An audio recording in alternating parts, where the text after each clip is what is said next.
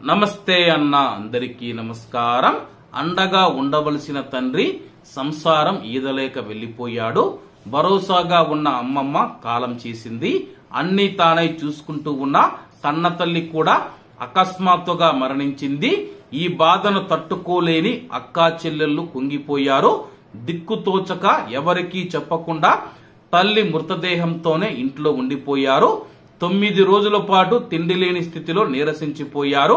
మధ్యలో ఒకసారి ఆత్మహత్య యత్నం కూడా చేశారు. సికింద్రాబాదు బౌద్ధనగర్ లో ఆలస్యంగా వెలుగు చూసిన హృదయ విదాకరణ ఘటన ఇది. ఉస్మానియా విశ్వవిద్యాలయంలో పనిచేసే రాజుతో 26 ఏళ్ల క్రితం లలిత 45 సంవత్సరాలు ఆమెకు వివాహమయ్యింది. వారికి రవళిక 24 సంవత్సరాలు, యశ్విత 22 సంవత్సరాలు సంతానం. మనస్పర్ధలతో రాజు 2020వ సంవత్సరంలో ఎటో వెళ్లిపోయాడు. లలిత తన తల్లి అండతో కుటుంబాన్ని నెట్టుకుని వచ్చింది.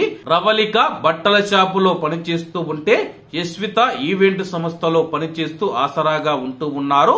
6 నెలల కిందట ఓయూ ప్రాంతం నుంచి బౌద్ధనగర్ లోని ఒక ఇంట్లోకి బాడుకు మారారు.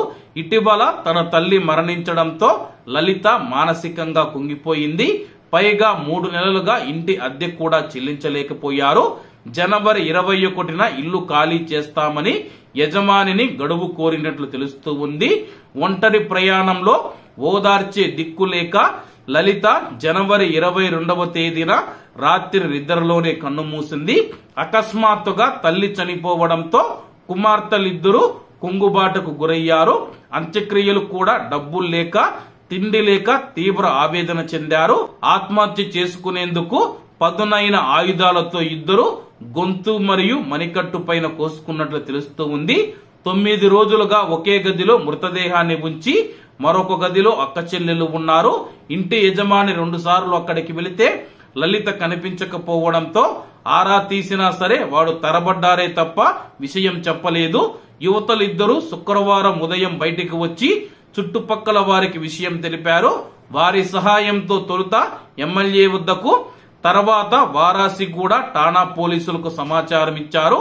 చిలకలగూడ ఏసీపీ జైపాల్ రెడ్డి గారు, వారణాసిగూడ ఇన్స్పెక్టర్లు సైదులు గారు క్లూస్ టీమ్ తో సంఘటనా స్థలానికి చేరుకొని మృతదేహాన్ని తదుపరి విచారణ కోసం పోస్టు మార్టం కోసం గాంధీ ఆసుపత్రికి తరలించారు. ఆడపిల్లలు ఇద్దరు పోలీసుల ప్రశ్నలకు పొంతనలేని సమాధానాలిచ్చారు. అంబర్పేటలో ఉన్న లలిత సోదరుడితో ఆయనతో మాట్లాడి అంత్యక్రియలు పూర్తి చేసేందుకు ఒప్పించామని చెప్పి అనుమానాస్పద మృతిగా కేసు నమోదు చేశామని చెప్పేసి ఇన్స్పెక్టర్ గారు తెలియజేశారు. ఏది ఏమైనా సరే 9 రోజుల పాటు తల్లి శవాన్ని ఒక గదిలో ఉంచుకొని తిండి నీళ్లు లేక ఏం చేయాలో తెలియక నిజంగా అక్క చెల్లెళ్ళైతే నరకం అనుభవించారని చెప్పొచ్చు.